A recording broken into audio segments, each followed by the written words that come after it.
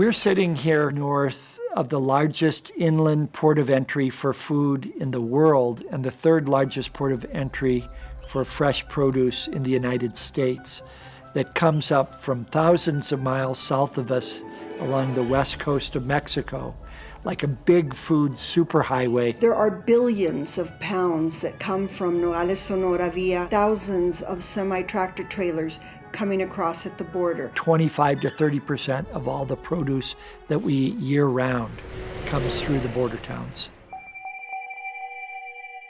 With that is a tremendous amount of food waste, because if the Florida tomato prices drop on a certain day, 120,000 pounds might be thrown into a landfill just because of the pricing. At each point that that food is exchanging hands, it's trimmed. The spoiled food, or close to spoiling food, is taken off the truck. Part of it goes into food banks, part of it goes for livestock feed, but thousands upon thousands of pounds is still thrown in landfills. I break down a lot of times just thinking about that. And I've gone to the landfills and seen all that food when there's so many people out there that can use it.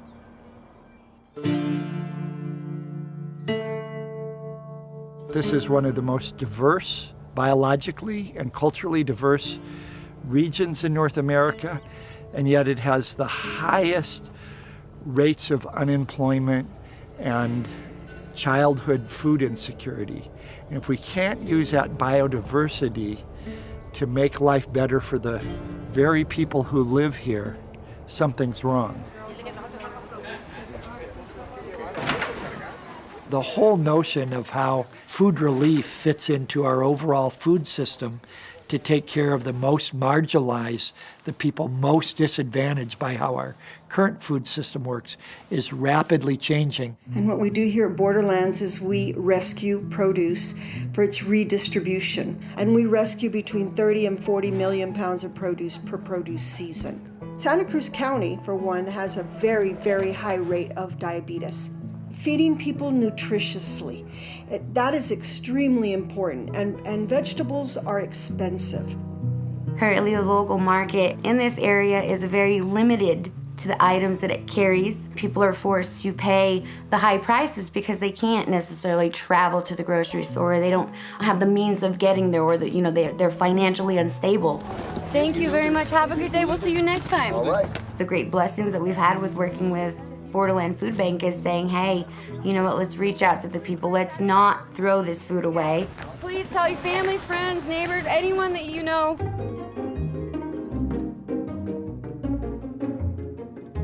The earliest chroniclers of Southwestern agriculture were about 1540, and they saw this incredibly diverse agriculture. It was a very, very healthy diet that protected people from the kinds of diseases that now afflict many. By the time many of us were born, we had just a small fraction of the kinds of diversity. The Southwest and Arizona in particular have seen very rapid climate change. Climate scientists have reported that temperatures in the southwestern U.S. have increased at double the global average. In dealing with climate uncertainty, we need bet hedging strategies. And the best bet hedging strategy is the most famous one. Don't put all your eggs in one basket. Native seed search was begun with 3 of my friends and very few dollars. The purpose and mission of Native Seed Search is to conserve the rich agricultural heritage of the greater Southwest region. We work to keep that diversity alive and available to farmers and gardeners who can use it to enhance the local food systems. Once these seeds enter our seed bank collection, then we have taken on responsibility for maintaining them forever.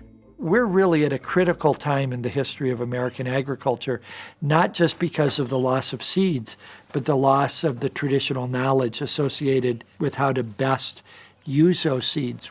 I really believe that you can grow food here. I think it's an educational effort that has to happen.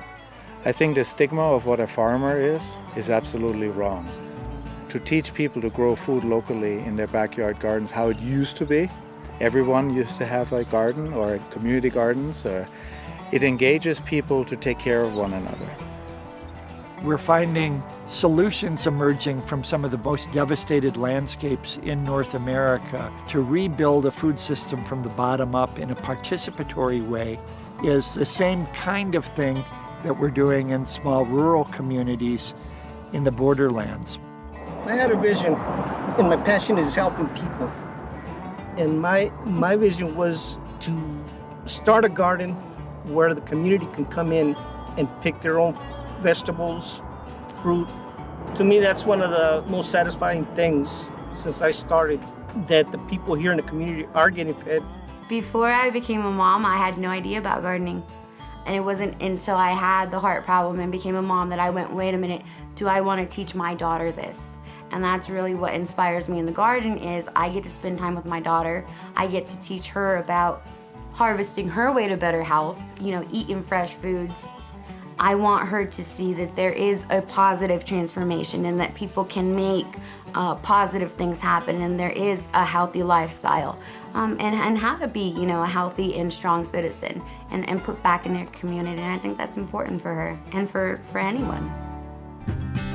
Food is a sacrament. Food is what binds us together.